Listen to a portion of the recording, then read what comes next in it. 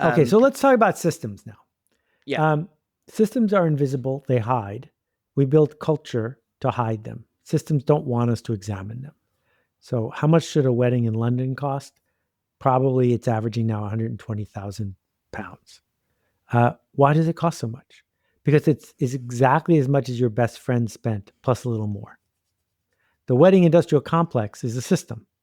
You don't want to have to apologize for the fact that you're serving pizza at your wedding, so you don't. You have a normal wedding, which wasn't normal 100 years ago, but it's hiding. There's a system. There's a food distribution system. We tend to go to the supermarket to buy food. Well, the supermarket's pretty new. In small villages in France or Italy, you still don't go to the supermarket to get food. And where I live, people go to the gas station to get food because the system of food distribution is changing. So if you see the system, here's a food example. You say, well, how can I break that open? There's no way I'm going to get my dog food into the supermarket when Purina has so much money to spend to keep me out. Oh, but the internet is going to change things. So I'll sell dog food by subscription, by the mail, and I won't sell it in the store. Because you know you're going to need food for your dog forever. So you sign up for food coming to your house by mail. I know how I don't have to cut in the supermarket. I can offer a different kind of convenience. I can offer a different kind of status. And so now we have these multi-million-dollar dog food brands that deliver direct because they played a different system. I swear it's hard. One of the things I picked up from the book is it's hard to know you're in a system. It's like that. I don't know if you've listened to that David Foster Wallace speech where it's like the two fish swimming along. What's water? He goes, how's the water today, boys and girls? And the fish are like, what's water? And it's like, I feel like a lot of people don't know we're in a system. One of the things I think you're amazing at, Seth, is like observing kind of from like an ancillary thing. Like what's the art of that? And like, how do you kind of observe? Say you walk down the street in New York to get a bagel, for example, or whatever, fill in the blank. Like, how do you observe and then use that to sort of see things and understand things? If you see something that doesn't make sense, that's new, you got to have an explanation for it. And the answer is probably that's what the system was. So if I go to a vineyard in Italy, I can buy a liter of the best olive oil I've ever had in my entire life for 10 euros. When I was growing up, there was no olive oil in the supermarket. And now I can go to a decent supermarket in New York and spend 60 euro on a bottle of olive oil. Something changed. The distribution method changed. If I'm going to start an olive oil company, I got to realize there's a system at work here. A system that begins with either differentiated or undifferentiated olives. They cost different amounts. A system that's different kinds of processing, different kinds of packaging, different kinds of distribution. And lots of people have come before me, and lots of people make choices about what they're going to buy based on elements of what I just described. Sure. Okay. Right? Mm-hmm. So there's a guy I know, he's an author, and he and his wife started an olive oil vineyard or whatever you call it, Fattoria, in California. And Fat Gold olive oil is sitting in my kitchen. How did I end up with that? Right? Well, what Robin did was he said, look, I got 100,000 people read my newsletter. I'm going to start telling stories, not about my stories, but about the olive oil, and give people a chance to subscribe. That's a strategy with tactics built in. Because now I've got olive oil with a story. I got olive oil that when I serve it, I can tell other people about it. It gets me a certain kind of status, because how many other people have olive oil that one of their favorite authors made, right? So when we're going to the public who has enough food, with food, we have to give them a reason to buy it other than this is food, because they already have food.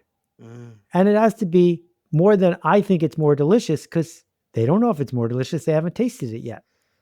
So you have these cycles that you have to see as you seek to gain traction, bringing your brand to an ever larger group of people.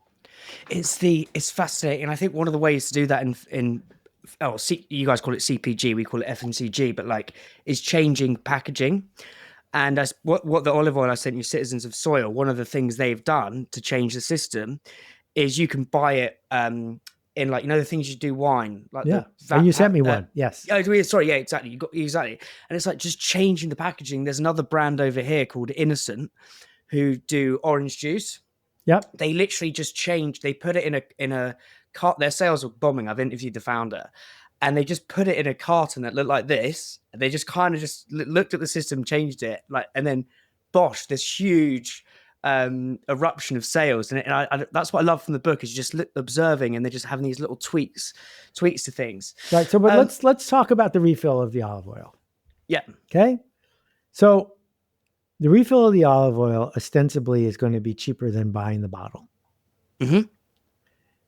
That's probably not enough incentive to overcome the inconvenience of finding the refill and then doing the refill, spilling it on my counter, etc. I need a better story than that if I'm going to buy a refill. And the story that a refill tells could mean lots of things. It could be you're a better person because you don't want to throw out a perfectly good bottle.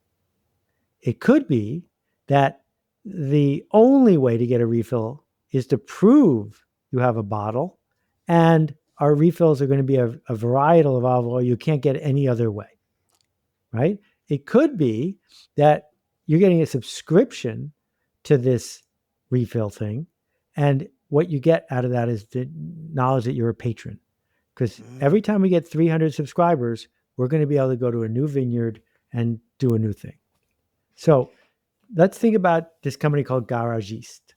Garagiste, and I don't remember the statistics because it's been years since I talked to them. Garagiste is a newsletter.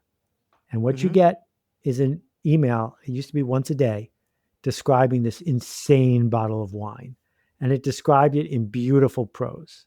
Wow. And if you were a member of Garagiste, all you had to do was click a button, and they would take as many bottles as you asked and put them in your vault in their warehouse. And then 4 times a year, they would ship you all the wine in your vault. So you could just collect one bottle at a time, and then you get 48 bottles all at once. And the thing about the way Garagiste worked is it was a delight to read the copy. The copy was the best wine copy you ever read. The prices were about half of what you would expect.